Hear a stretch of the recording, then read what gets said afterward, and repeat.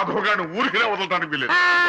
అబ్బా ఏమిటా నువ్వు ఓ పంచి మంచి పోట్లకి తుంచు, దాని ముక్కుల నిండా గుడ్డుగారం బాగా దట్టించి ఆ మాధవ్ గారి గొడ్ల మీద కొద్ది, దాంతో వాడు గొడ్లు చావాలి, ఆ గొడ్డుగాడు చావాలి. అది ఆ పంచి అలాగేనండి, అలాగే.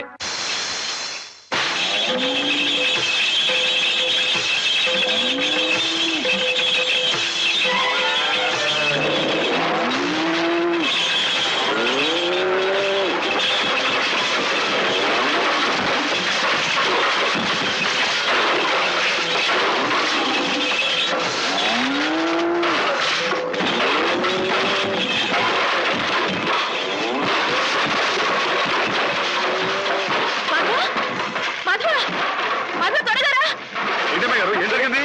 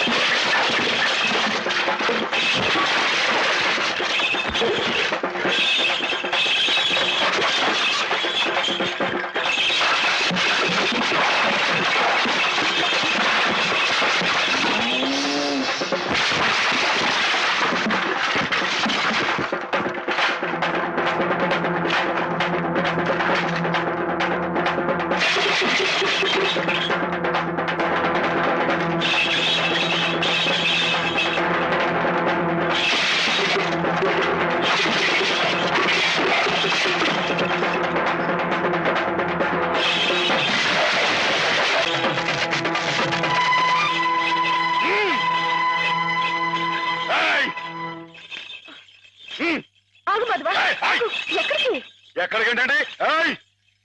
నా ప్రాణాలా చూసుకుని ఆవుల్ని చంపేయాలని చూస్తానే రాయరు, వాడి ప్రాణాలు తీస్తానండి. ఆ భయంతోనే అడిగాను మాధవ. ప్రతి విషయానికి ఊళ్ళో వాళ్ళందరూ నిన్నే ఉబ్బేస్తారు. దానివల్ల వస్తున్న అనర్థాలు ఇవి. వాళ్ళకి వాళ్ళు బాగానే ఉంటారు, మధ్యన అవస్థ పడేది నువ్వు. నా మాట విను మాధవ, జరిగింది మర్చిపో. అన్ని రోజులు మనవి కావు. కానీ ఈ రోజు నాదే అమ్మాయి గారు, తప్పుకోండి. ఆగమంటుంటే నువ్వు రాయుడి మీద చేసుకుంటే నా మీదొట్టు. అలాగేలేండి.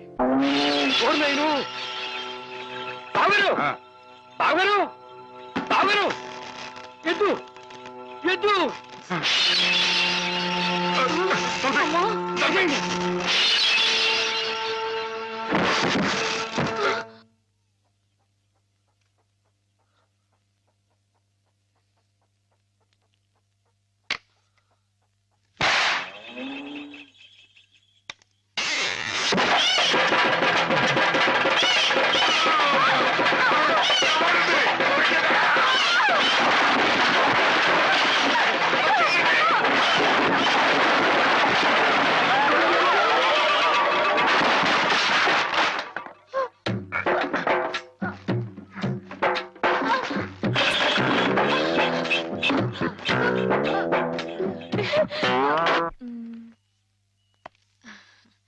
నేను చీర తీసుకుంటాను బావా. అదేమిటి అన్నిటికంటే తక్కువ ధర సెలెక్ట్ చేసుకున్నావు?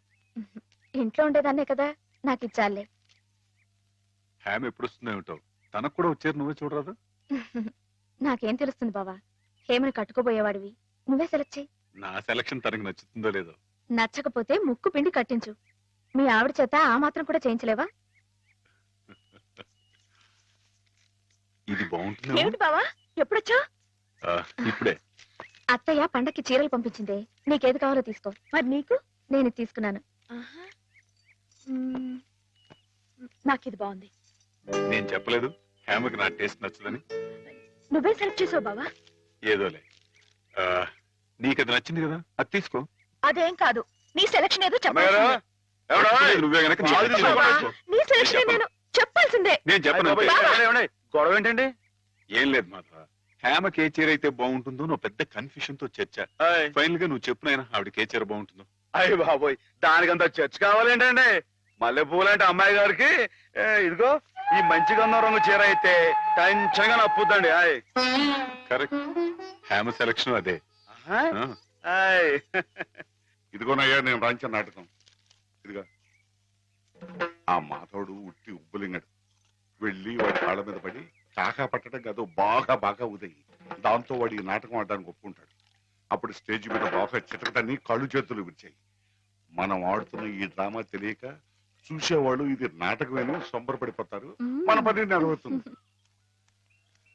శంభో శంకర పాహిమాం పాహిమాం, మహాదేవదేవ పాహిమాం పాహిమాం. ఎవరది? సూర్య గారు మీరా? ఏమిటండి ఇది? సాటినట్లు మీరు మా కాళ్ళ మీద పట్టండి. మీ ముందు నేను నట్టుని కాదు, బోల్టుని కాదు, సూర్యుడు ముందు దిగుట్టి లాంటి వాడిని. ఎంత స్వామి, సింహం ముందు చిట్టెలికి లాంటి వాడిని, బంగారం ముందు ఇత్తడి లాంటి వాడిని. సరే ముందు కూర్చోండి. అయ్యో అపరాధం స్వామి. ఏమండి? తమరు కూర్చోండి. తమరు సాక్షాత్ శివస్వరూపులు. ఈ జిల్లాకే శివుడు, భారతదేశానికే శివుడు, అమెరికా కూడా తమరే శివులు. ఈ గుళ్ళల్లో ఉన్న శివులంతా నకిలీలు. తమరొక్కరే అసలైన శిశులైన పరమశివులు. తమరు అనుగ్రహిస్తానంటే నటుడిగా నాదో చిన్న కోరిక. భలేవరే, ఎవరు చెప్పండి?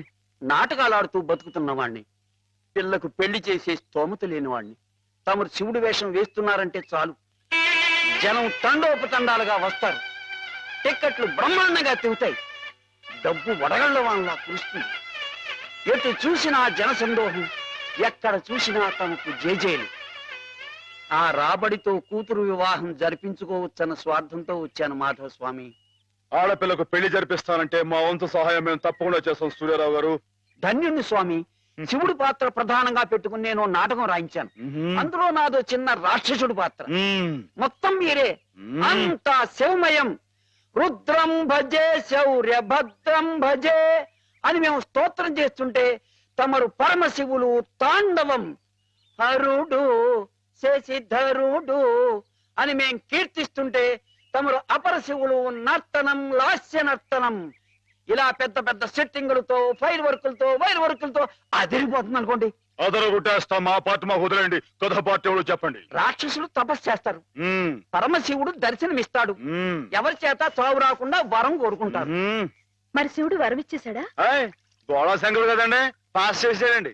ఆ తర్వాత అప్పుడు ఆ ముష్కర్లు, ఆ దుష్కర్లు శివుణ్ణి చంపబోతే వరం ఇచ్చిన పాపానికి చావు దెబ్బలు తింటూ ఉంటాడు. పార్వతి ప్రవేశించి ధర్మ వినాశకుల మీద దయ్యేమిటని ఈయనకి ప్రేరణ కలిగిస్తే అండి.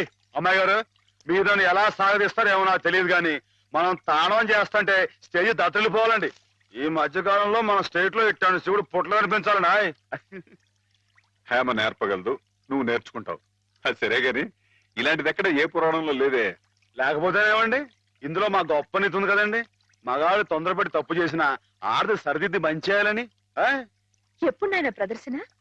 మీరు ఎప్పుడు పాస్ చేస్తే అప్పుడేనండి. బాబా, అసలు ఎలా మొదలవుతుంది? అరణ్యంలో రాక్షస బృందం శివుణ్ణి గురించి తపస్సు చేస్తూ ఉంటుంది.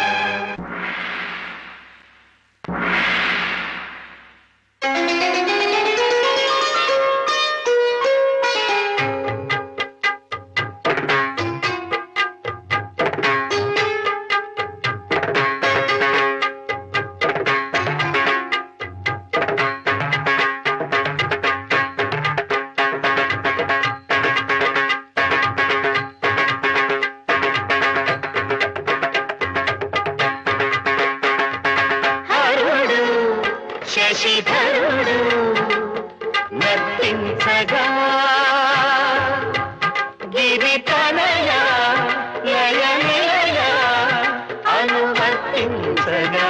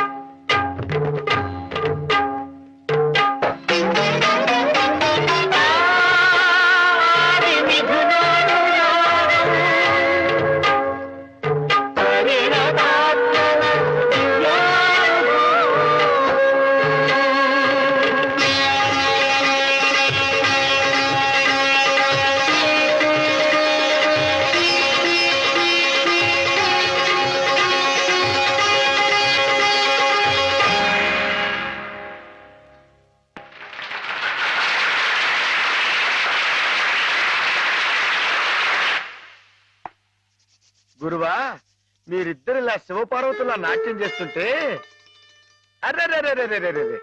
ఆహాహాహాహా. మీరు ఇలా జీవితాంతం ఉండిపోతే ఎంత బాగుంటుంది అనిపిస్తుంది మాధవా.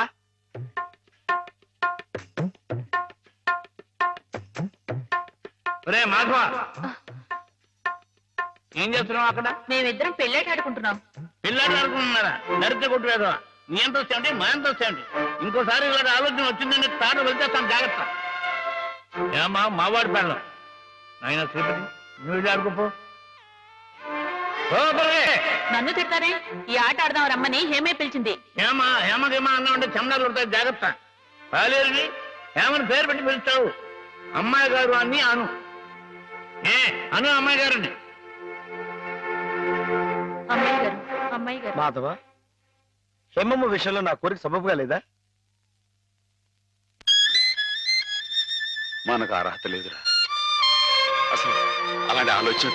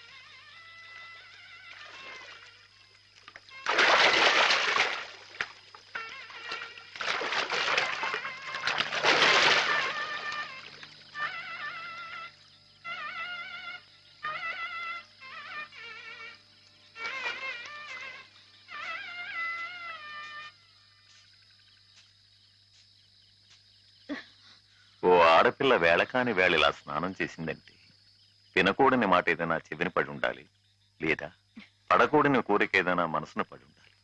అవునా అమ్మా? రాత్రి శివుడి వేషంలో ఉన్న మాధవ్ పక్కన నేను పార్వతిలా నిలబడాల్సి వచ్చింది బాబా. పార్వతిలా నటిస్తేనే స్నానం చేశావు. రేపు ఆ శివుడి పక్కన పార్వతిలా జీవించాల్సి వస్తే